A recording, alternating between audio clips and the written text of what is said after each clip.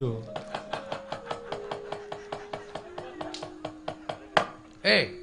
Wonten dawuh.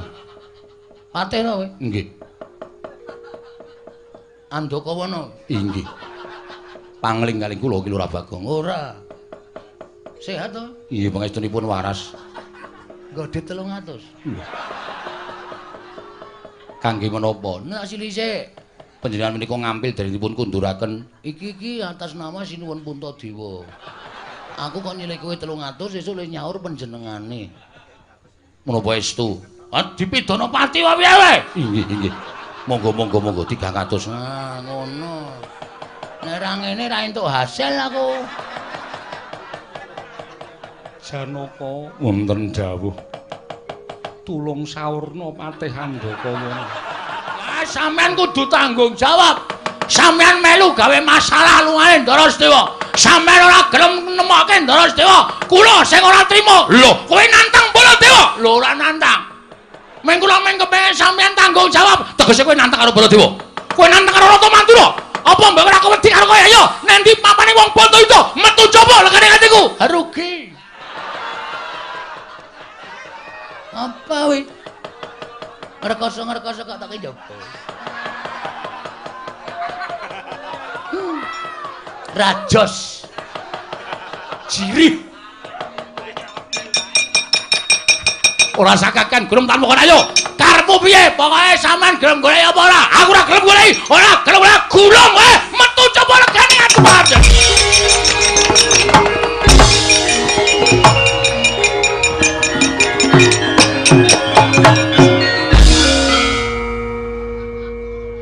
Bagong, non lah kowe iki ngopo? Nantang Koko Prabu metu saka Ndaturaya kok kowe malah begogok. santai sing repot ra kono wong kene rung siap-siap kok kono yo mangkat yo saiki ndak sela ketinggalan kereta Ora ana Baladewa kok nesune tentang kereta. Aku anggere mlebu nang kraton iki kabeh wis nganu apa jenenge kowe? Njur do ngawur kata-katane. Puntadewa barang kok tentang. Ya sing gedhe pangapuramu. Mboten menapa. Wis kono nek arep genahke perkara iki metu njaba. Sendika ngestaken dawuh. Nyuwun Pamit. Nyuwun pamit madal pasilan sinuwun. Sing ati-ati aja kaya bocah cilik. Nggih. Ndara Janaka kula nyuwun pamit. Iya ya Bagong sing ati-ati. Aja kaya bocah cilik. Kuwi sing muni aku. Aja kaya bocah cilik. Nggih. Ndara nek kula nyuwun pamit nggih. Iya ya Bagong sing ati-ati. Njaluk. Sing ati-ati ning sambi kala. Waduh kok wolak-walik lho omong.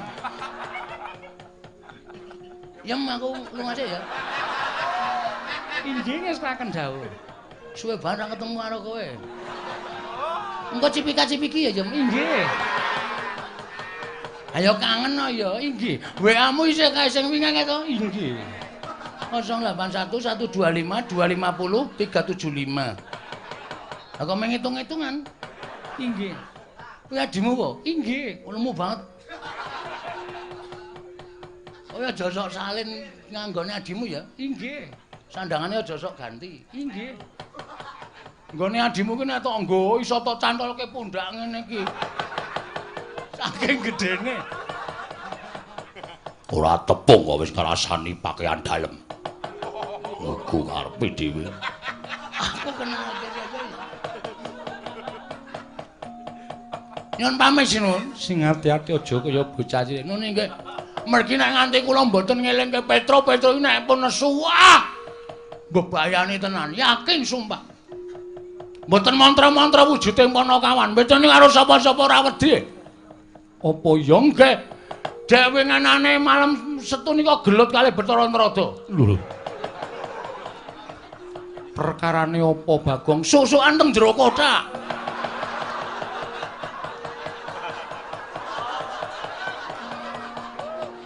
Kok iso enggak ada ora weruh. Dosare kabeh. Bathara Narada niku mesuk Petra disadok lho, rame teng jero gludak-gluduk. Sing damekke nggih kula. Ya wis syukur yen to kaya mong Nggih ngoten mawon nggih nyuwun pamit. iya sing ati-ati. Bareng. Iya. Pun nggih Ndara Janaka. Iya sing ati-ati Bagong. Ndara Sembadra sehat to? Sehat. Ndara Sri Kandi. Iya waras Bagong. Syukur. Pun nggih Ndara kula. Iya Bagong sing ati-atine Nggih. Oh iya nah. Nggih.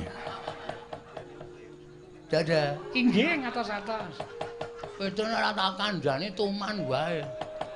Wis werna-werna gawe masalah terus nang kampung ki. Adek malam Selasa wingi.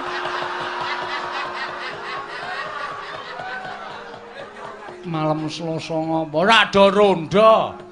Remi dolanan iku mung ngitungan kok kancane do ditempilingi. Nek mboten kula pisah ajur sak kampung. Kula terus mlayu saka omah tak eleke, "Truk, iso meneng ora?" Langsung lingguh.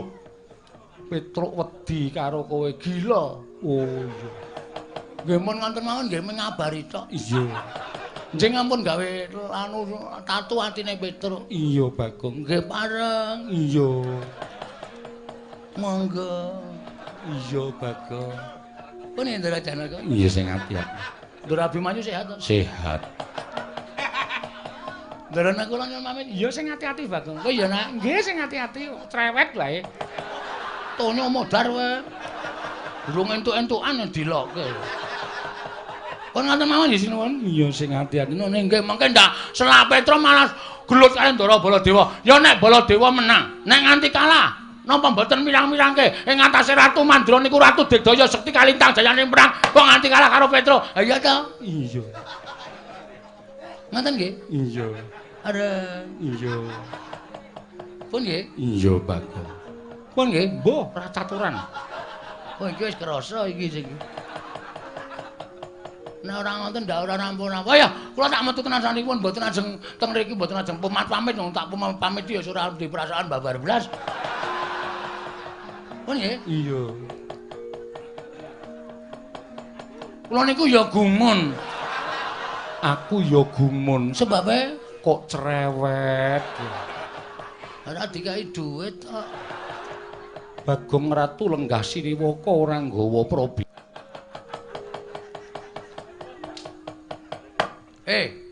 Wonten dawuh. Patih to kowe? Nggih. Andakawana. Inggih. Pangling kalih kula ki Lurah Bagong. Ora. Sehat to? Inggih pangestunipun waras. Godhe 300. Kangge menapa? Nek silisik Panjenengan menika ngampil darenipun kunduraken iki atas nama Sinuwun Puntadewa. Aku kok nyilih kowe 300 sesuk le nyaur panjenengane. menapa estu? Dipidana pati wae wae. Inggih, inggih. Monggo 300. Nah, ngono. Nek ra ngene ra entuk hasil aku. Janaka wonten dawuh. Tulung saurna patih Andakawana.